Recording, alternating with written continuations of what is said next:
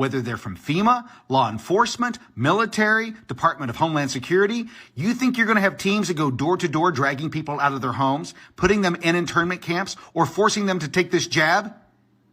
You're declaring war on the American people. I hope you know that. And let me be very blunt here. The American public will not stand for it.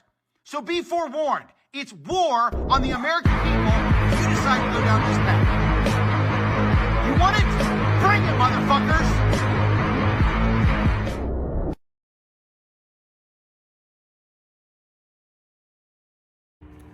Well, it's Wednesday morning. We moved across town last night and started cutting, or we call it the public landing farm.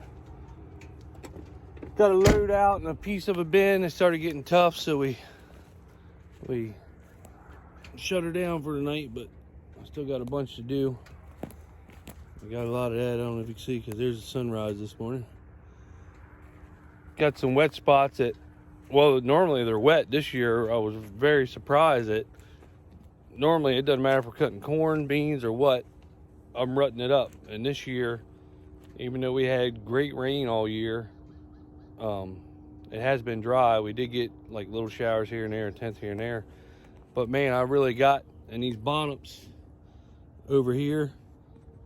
Normally I rut them up horrible, push dirt and everything with the header, but it's crazy. This year went right through there, didn't even dent the ground. So that made it real nice. So we're gonna put cover crop on here, so that made it sweet. We can just spin it and hurry up and get it turboed in without going through mud or ruts or having to work the ruts up with the turbo till. The disc really does the ruts better, getting them out, than the turbo till does, where you don't run her so deep. But that's it. I come over here, I'm gonna blow the radiator out, grease the header, and I'm gonna clean the windows. Especially while they got dew on them, it'd be 10 times easier. So that's what's going on for Wednesday. And my brother's bringing a truck over. He's hauling the load that we took, that I cut here last night. He's hauling that. So he hauled the other load. Them beans went 14.2. And out of that sandy field, I mean, there's literally a couple strips in that field that I cut the first load, not this load, on the other side of town. Them beans went 14.2 moisture, and they averaged 52. So I'm very happy with that out of a field that's sandy, and there was a couple swipes where there weren't even no beans, because, you know, it's just a couple sand passes that just nothing grows there. So I'm happy with 52 after wheat on that field, and that's probably the worst field we actually have. So there's a good outlook on the rest of our beans. I mean, these beans right here are probably doing 75, 80 so far. These are early beans. These aren't after wheat. But I'm thinking everything across town here, they're all early plenished beans. And I'm thinking they'll probably all go around 75, 80 is what I'm hoping for. That's what it looks like so far. So we'll see how it goes. Good morning. All right, so we got going again. I cut one load already. Got my dad over here. He's on the mower cutting around all the CRP strips. Getting them done, but beans are doing pretty good today.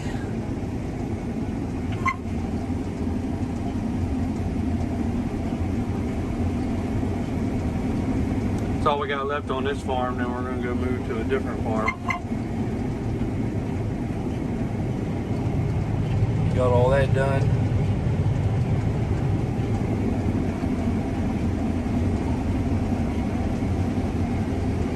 Gotta love a draper. There's a chicken house farm right next to this farm, and you wouldn't believe the foxholes that's out here. Good Lord, there's tons of foxholes.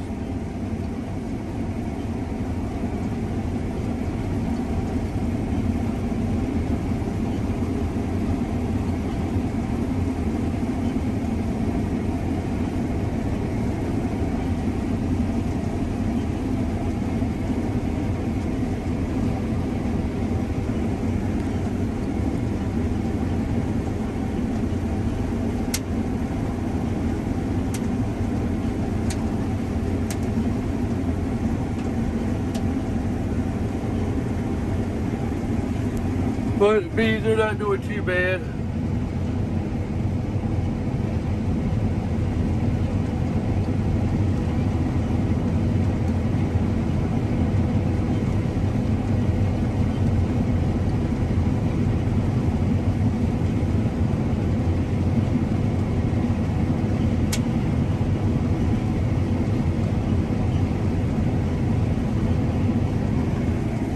I take 70 bushel beans all day long. They actually yield higher when you're coming back this way. They're I don't know if you can see it in the video, but they're laid down. And a draper gets, you know, most of them, pretty much all of them up. But for some reason, she always yields a lot higher coming back the opposite way. I don't know why, but she does. Here's coming back the other way.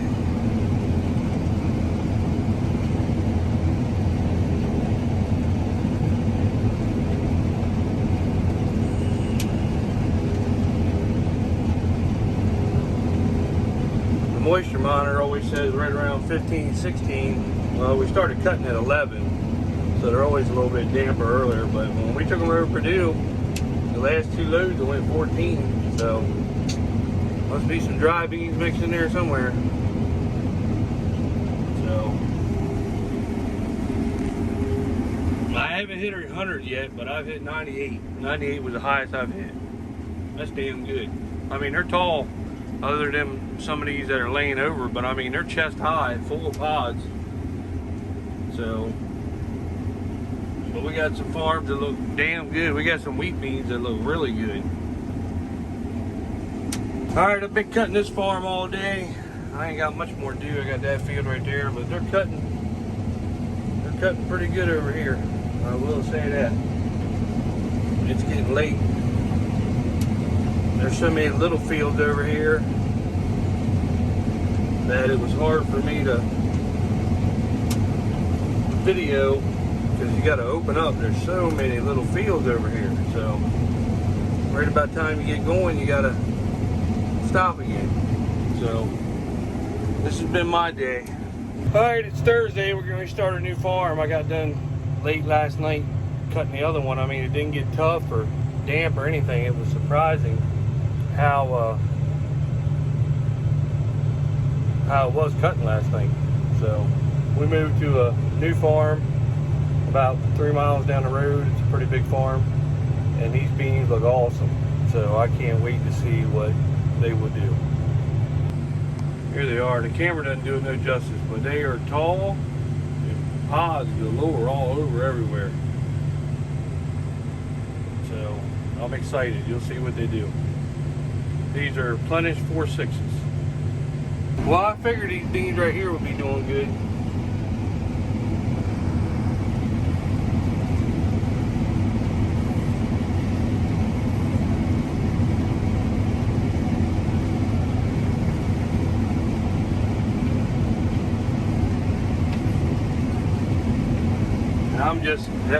I just did get in the field. I just did start. There's the trucks up there. I'm just opening up the end of the field here.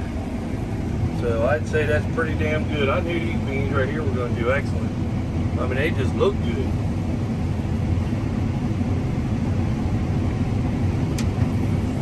Very happy with these.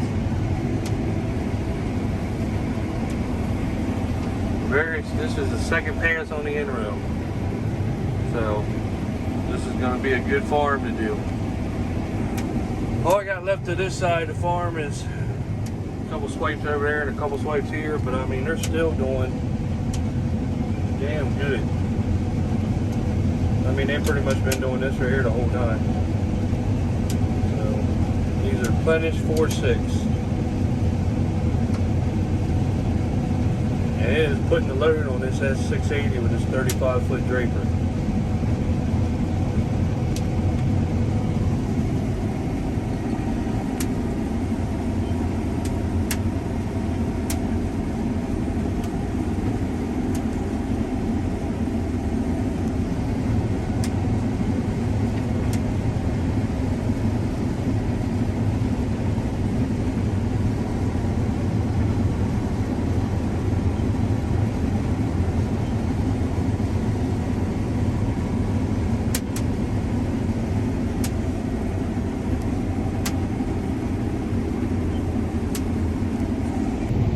Punish 4-6 has done a good job this year. No weeds over here.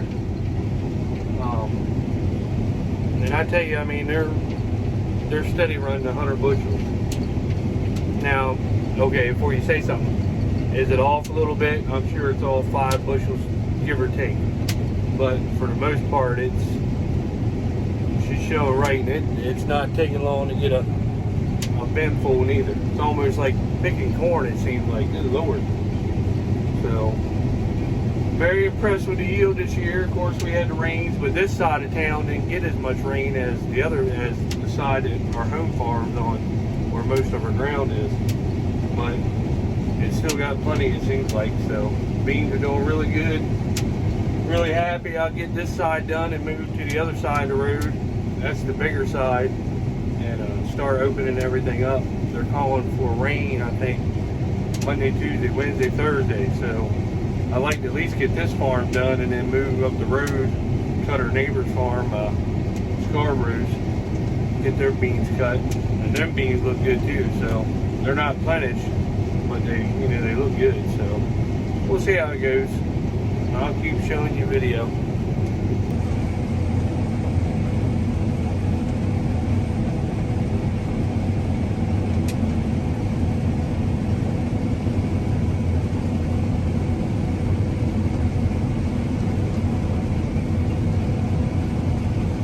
Alright, so I just moved over to the other side, and these beans right here are equally good. Just opening up the field now. So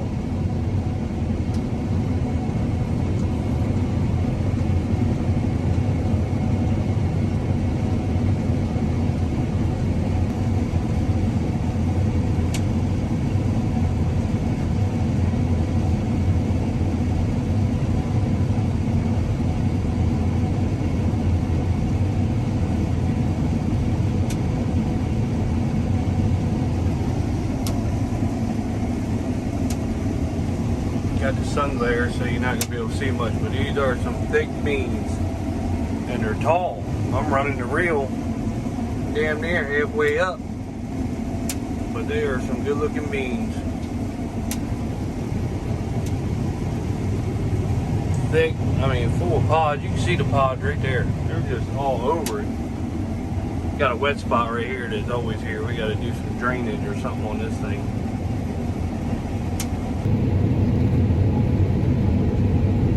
Well, instead of just showing you the yield, which is a big deal, I guess, I figured I'd talk a little bit.